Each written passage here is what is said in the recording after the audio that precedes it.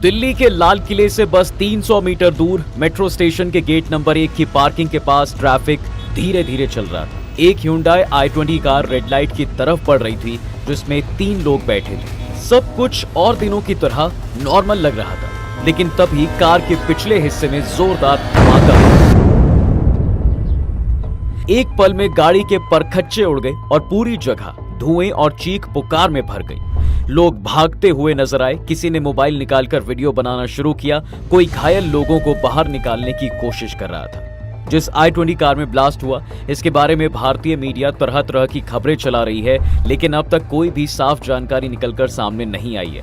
Car का मालिक कौन था, कार कहां से आ रही थी, कहां जा रही थी, कार में कितने लोग सवार थे और धमाके में कार में सवार कितने लोग मारे गए, इस बारे में साफ साफ अभी कुछ भी पता नहीं चल पाया है। ऑपरेशन सिंदूर के बाद लश्कर कमांडर ने कहा था कि हाफिज सईद खाली नहीं बैठे हैं। तो अब सवाल ये है साहब कि ये ऑपरेशन सिंदूर का बदला है।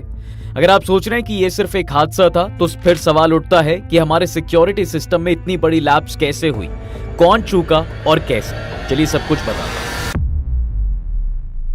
तो मेनली बात यह है कि अभी जांच शुरुआती स्टेज पर है, लेकिन जो शुरुआती रिपोर्ट्स आई हैं उनसे ये लग रहा है कि ये कोई मामूली एक्सीडेंट नहीं था।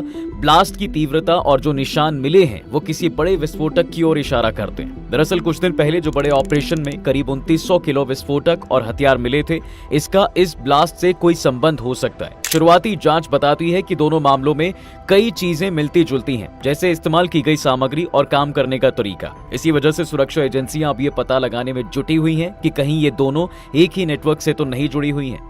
पुलिस को मौके से कुछ संदिग्ध चीजें भी मिली हैं, पिस्टल, राइफल, इलेक्ट्रॉनिक सर्किट्स और टाइमिंग डिवाइसेस। जांच एजेंसियां ये पता लगा रही हैं कि कहीं इसके पीछे किसी आतंकी ग्रुप या स्लीपर सेल का हाथ तो नहीं है। हमले को लेकर पुलिस प्रशासन ने साफ तौर पर कोई बयान अभी तक नहीं दिया है। हालांकि सब दिल्ली पुलिस कमिश्नर ने कहा है कि घटना की जांच कई एजेंसियां कर रही हैं। फोरेंसिक साइंस लेबोरेटरी के अधिकारी मोहम्मद वाहिद ने पत्रकारों से कहा, घटना स्थल से इकट्ठा सैंपल लैब भेजे जा रहे हैं, उसके बाद ही हमें और जानकारी मिल सकती है। सैंपल परीक्षण के बाद ही हम किसी नतीजे पर पहुंच पाएंगे। तो अब आते हैं उस सवाल पर कि क्या ये ऑपरेशन सिंदूर का बदला है। दरअसल साहब, ऑपरेशन सिंदूर के बाद आतंकी साजिश की आशंका जताई जा रही थी। लश्कर कमांडर ने कहा था कि हाफिज सईद खाली नहीं बैठे हैं। लश्कर तैयबा के डिप्टी चीफ सैफुल्लाह कसूरी ने पीएम नरेंद्र मोदी को धमकी भी दी थी कि जम्मू कश्मीर में भारतीय बांधों, नदियों और इलाकों पर कब्जा करने की कोशिश की जाएगी।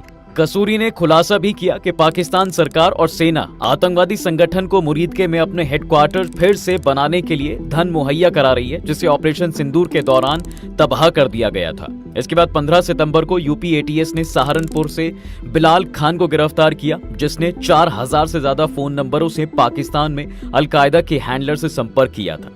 पाकिस्तानी हैंडलर उसे आतंकी हमले की योजना को लेकर लगातार निर्देश भेज रहे थे। वो सोशल मीडिया पर जिहादी तस्वीरें फैला रहा था। इतना ही नहीं, मीडिया रिपोर्ट्स के मुताबिक अक्टूबर में पीओके में एक हाई लेवल मीटिंग भी हुई थी। इसमें आईएसआई के अधिकारी, जमात हिंद और हिजबुल मुजाहिदीन के आतंकवादी भी शामिल थे। इस मीटिंग में आईएसआई ने भारत पर हमला बढ़ाने के आदेश दिए थे। साथ ही ऑपरेशन सिंदूर में तबाह हुए इंफ्रास्ट्रक्चर और टेरर सेल को फिर से शुरू करने पर जोर दिया गया।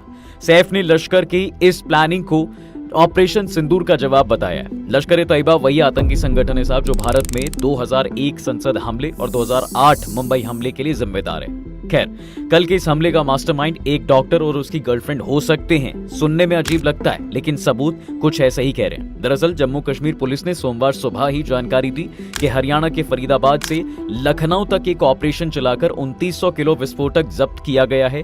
इसमें करीब 350 किलो अमोनियम नाइट्रेट है। 19 अक्टूबर को श्रीनगर में कई इलाकों में जैश ए मोहम्मद के पोस्टर भी लगे दिखे, जिसकी खोज करने पर पुलिस को पता चला कि पढ़े लिखे और इज्जतदार प्रोफेशन में नौकरी करने वाले लोगों का एक समूह पाकिस्तान के लिए काम कर रहा है। ग्रुप को ट्रेस किया गया तो फरीदाबाद की अल-फलाह यूनिवर्सिटी में पढ़ाने वाले डॉक्टर मुजम्मिल शकील और लखनऊ से उसकी गर्लफ्रेंड डॉक्टर शाहीन शाहिद को गिरफ्तार भी किया गया है। इसके बाद लंदन सोशल मीडिया पर लश्कर तैयबा के सीनियर कमांडर सैफुल्लाह सैफ का एक वीडियो भी सामने आया, जिसमें वो दावा कर रहा है कि हाफिज सईद खाली नहीं बैठे हैं, वो बांग्लादेश के रास्ते भारत पर हमले की तैयारी कर रहे हैं। सैफ ने दावा किया है कि इब्तिसाम इलाही जहीर बांग्लादेश पहुंच गया है।